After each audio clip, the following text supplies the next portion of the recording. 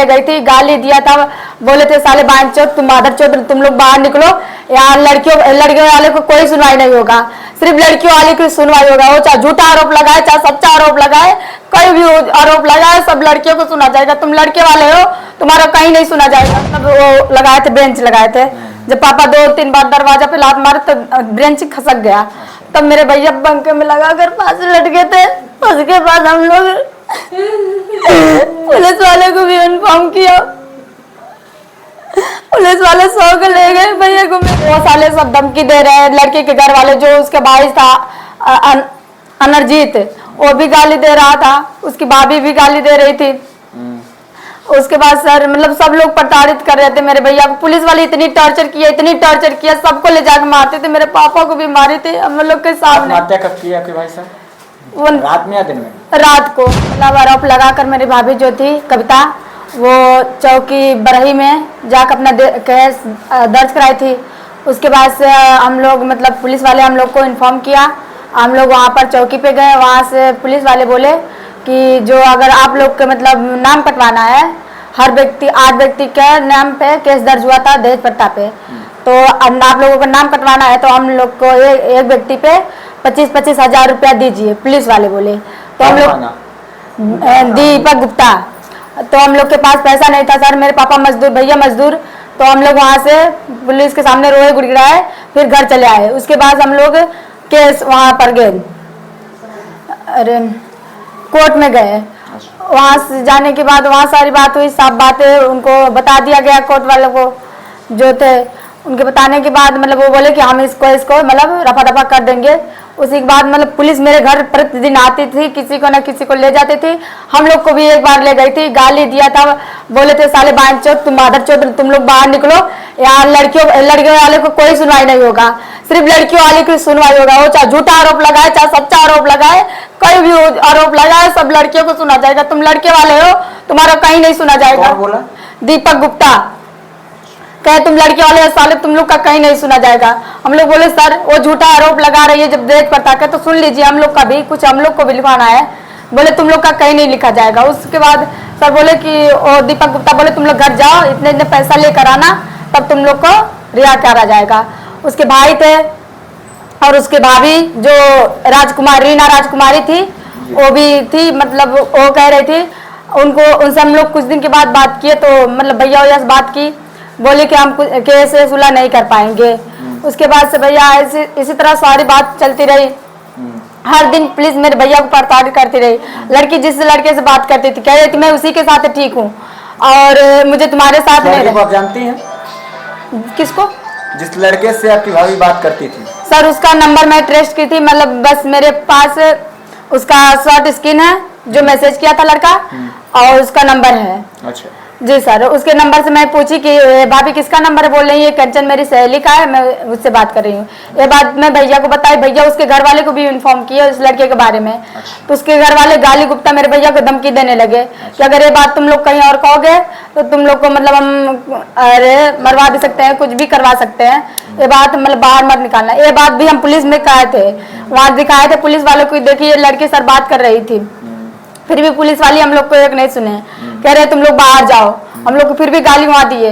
अब गाली दिया, पापा को मेरे ले जाकर ब्रजेश गुप्ता जो आए थे वो मारे थे, और मेरे भैया को रोज ले जाकर हम लोग के सामने सर खींच के इतना तेज तेज मार रहा था, हम लोग के एकदम हाल थे, हम लोग को गंदी गंदी गालियां दे रहा था। उसके बाद से सर मेरे पापा को लेकर उठा कर लेकर गए, मेरे पापा यहीं पर काम करते थे गाँव में, उसको ब्रजेश यादव आकर ले गए पापा को। हम कोर्ट वाले से बात कराए, जो वकील थे वकील सर से बात कराए, बोले उसको भी उल्टा सीधा बोला पुलिस वाला, फिर बोले कि ठीक है तुम लोग मतलब 8 लोग जाओ चौकी में, उसके बाद से हम छुड़वा लेंगे। उसके बाद सर भैया मेरे आए कोर्ट में ही थे, वहाँ पर सीओ सर मतलब जो गोरखपुर में एसओ बैठते हैं सर, उनके पास भी उसके ऊपर दीपक गुप्ता के खिलाफ केस दर्ज कराए।